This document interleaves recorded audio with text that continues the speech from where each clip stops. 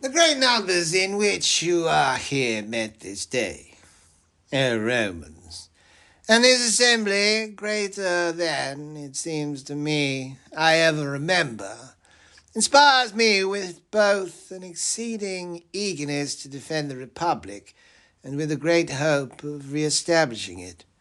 Although my courage, indeed, has never failed, what has been unfavourable is the time and the moment that has appeared to show any dawn of light.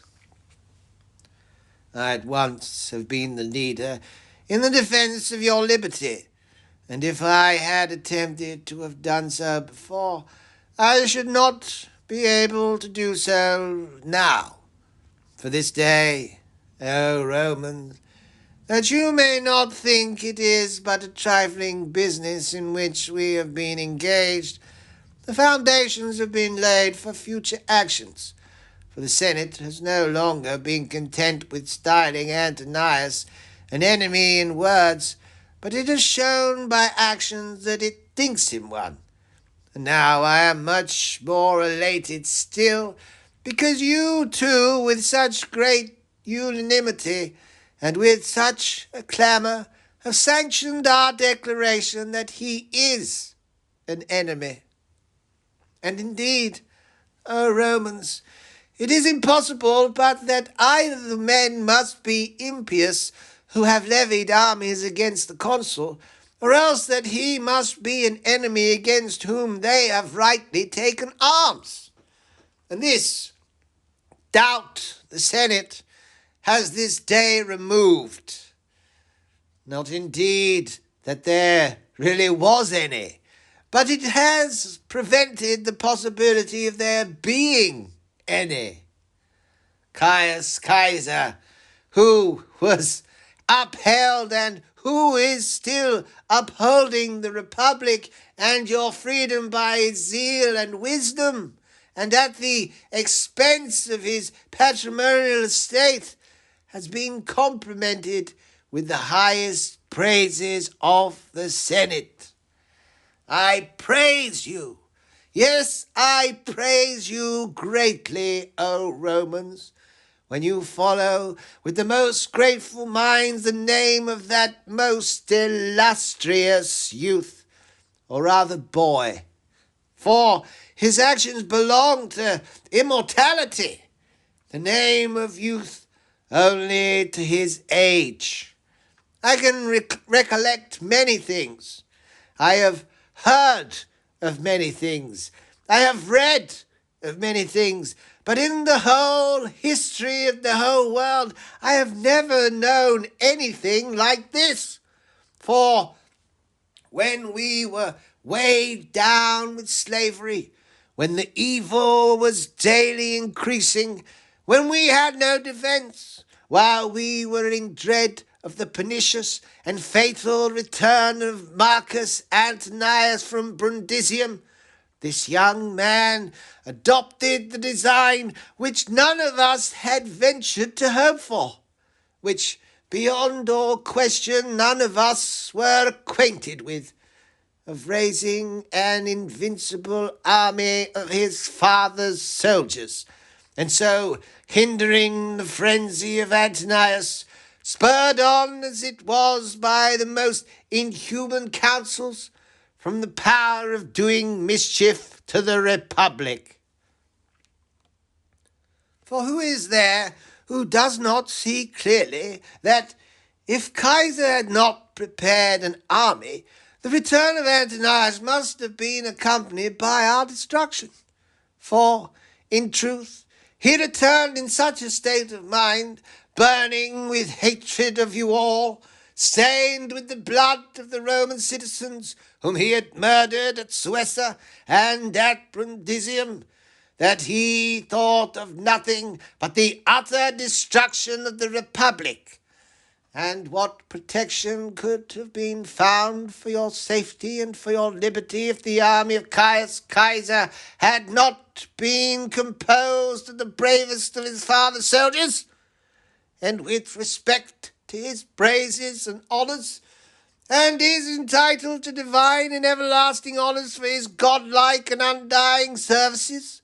The Senate has just consented to my proposals, that has decreed that a motion be submitted to it at the very earliest opportunity. Now, who is there who does not see that by this decree Antonius has been adjudged to be an enemy? For what else can we call him when the Senate decides that extraordinary honours are to be devised for those men who are leading armies against him? What? Did not the martial legion, which appears to me by some divine permission to have derived its name from that god from whom we have heard that the Roman people descended, decide by its resolutions that Antonius was an enemy before the Senate had come to any resolution? For if he be not an enemy, we must inevitably decide that those men who have deserted the consul are enemies. Admirably and seasonably, Romans, have you, by your cries, sanctioned the noble conduct of the men of the martial legion, who have come over to the authority of the Senate, to your liberty, and to the whole republic, and have abandoned that enemy and robber and parricide of his country. Nor did they display only their spirit and courage in doing this, but their caution and wisdom also. They encamped at Alba, in a city convenient, fortified, near, full of brave men and loyal and virtuous citizens.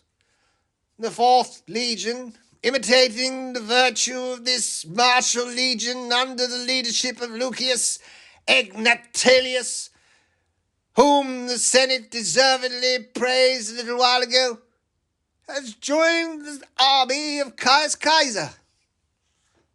What more adverse decisions, O Marcus Antonius, can you want? Caesar, who has levied an army against you, is extolled to the skies.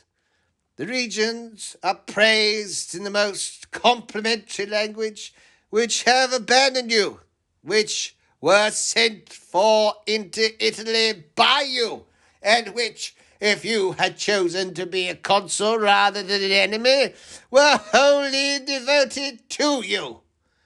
And the fearless and honest decision of these legions is confirmed by the Senate, is approved of by the whole Roman people, unless, indeed, you today, O Romans, decide that Antonius is a consul and not an enemy. I thought, O Romans, that you did think as you show you do. What? Do you suppose that the municipal towns and the colonies and the prefectures have any other opinion? All men are agreed with one mind, so that everyone who wishes the state to be saved must take up every sort of arms against that pestilence. What?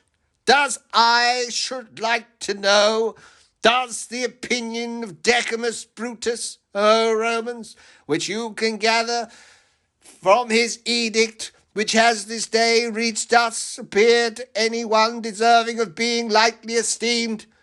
Rightly and truly, do you say? No, O Romans, for the family name of Brutus has been by some special kindness and liberality of the immortal gods given to the Republic for the purpose of at one time establishing and at another of recovering the liberty of the Roman people.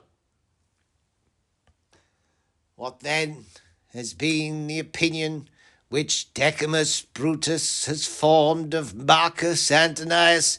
He excludes him from his province. He opposes him with his army. He rouses all Gaul to war, which is already roused of its own accord, and in consequence of the judgment which it has itself formed. If Antonius be consul, Brutus is an enemy. Can we then doubt which of these alternatives is the fact? And just as you now with one mind and one voice affirm that you entertain no doubt, so did the Senate just now decree that Decimus Brutus deserved excellently well of the Republic, inasmuch as he was defending the authority of the Senate and the liberty and empire of the Roman people. Defending it against whom? Why, against an enemy. For what other sort of defence deserves praise? In the next place, the province of Gaul is praised, and is deservedly complimented in the most honourable language by the Senate for resisting Antonius. But if that province considered him the consul, and still refused to receive him, it would be guilty of great wickedness. For all the provinces belong to the consul of right, and are bound to obey him. Decimus Brutus, imperator and consul-elect, a citizen born for the Republic, denies that he is consul. Gaul denies it. All Italy denies it. The Senate denies it. You deny it. Who then thinks that he is consul except a few robbers? Although even they themselves do not believe what they say, nor is it possible that they should differ from the judgment of all men, impious and desperate men though they be. But the hope of plunder and booty blinds their minds, men whom no gifts of money, no allotment of land, nor even that interminable auction are satisfied, who have proposed to themselves the city, the properties and fortunes of all the citizens as their booty, and who, as long as there is something for them to seize and carry off, think that nothing will be wanting to them, among whom Marcus Antonius, O ye mortal gods, avert, I pray you, and efface this omen, has promised to divide this city. May things rather happen, O Romans, as you pray that they should, and may the chastisement of this frenzy fall on him and his friend, and indeed I feel sure that it will be so. For I think that at present not only men but the immortal gods have all united together to preserve this republic. For if the immortal gods foreshow us the future by means of portents and prodigies, then it has been openly revealed to us that punishment is near at hand to him, and liberty to us. Or if it was impossible for such unanimity on the part of all men to exist without the inspiration of the gods, in either case, how can we doubt as to the indications of the heavenly deities? It only remains, O Romans, for you to persevere in the sentiments which you at present display. I will act, therefore, as commanders are in the habit of doing when their army is ready for battle, who, although they see their soldiers ready to engage, still address an exhortation to them, and in like manner I will exhort you who are already eager and burning to recover your liberty. You have not, indeed, O Romans, to war against an enemy with whom it is possible to make peace on any terms whatever. For he does not now desire your slavery. He did before, but he is angry now and thirsts for your blood. No sport appears more delightful to him than bloodshed and slaughter and the massacre of citizens before his eyes. You have not, O Romans, to deal with a wicked and profligate man, but with an unnatural and savage beast. And since he has fallen into a well, let him be buried in it. For if he escapes out of it, there will be no inhumanity of torture which it will be possible to avoid. But he is at present hemmed in, pressed and besieged by those troops which we already have, and will soon be still more so by those which in a few days the new consuls will levy. Apply yourselves then to this business as you are doing. Never have you shown greater unanimity in any cause. Never have you been so cordially united with the Senate. And no wonder, for the question now is not in what condition we are to live, but whether we are to live at all, or to perish with torture and ignominy. Although nature, indeed, has appointed death for all men, but valour is accustomed to ward off any cruelty or disgrace in death, and that is an inalienable possession of the Roman race and name. Preserve, I beseech you, O Romans, this attribute which your ancestors have left you as a sort of inheritance, although all other things are uncertain, fleeting, transitory. Virtue alone is planted firm with very deep roots. It cannot be undermined by any violence. It can never be moved from its position. By it, your ancestors first subdued the whole of Italy, then destroyed Carthage, overthrew Numantia, and reduced the most mighty kings and most warlike nations under the dominion of this empire. And your ancestors, O Romans, had to deal with an enemy who had also a republic, a senate house, a treasury, harmonious and united citizens, and with whom, if fortune had so willed it, there might have been peace and treaties on settled principles. But this enemy of yours is attacking your republic, but has none himself, is eager to destroy the Senate, that is to say, the council of the whole world, but has no public council himself. He has exhausted your treasury, and has none of his own. For how can a man be supported by the unanimity of his citizens who has no city at all? And what principles of peace can there be with that man who is full of incredible cruelty and destitute of faith? The whole, then, of the contest, O Romans, which is now before the Roman people, the conqueror of all nations, is with an assassin, a robber, a Spartacus. For as to his habitual boast of being like Catalina, he is equal to him in wickedness, but inferior in energy. He, though he had no army, rapidly levied one. This man has lost that very army which he had.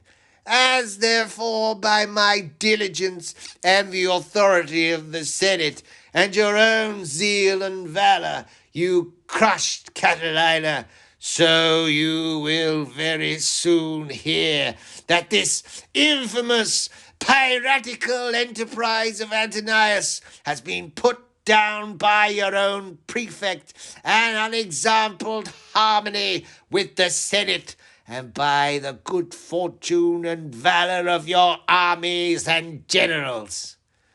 I, for my part, as far as I am able to labour, and to effect anything by my care and exertions and vigilance and authority and counsel, will omit nothing which I may think serviceable to your liberty. Nor could I omit it without wickedness after all your most ample and honourable kindness to me.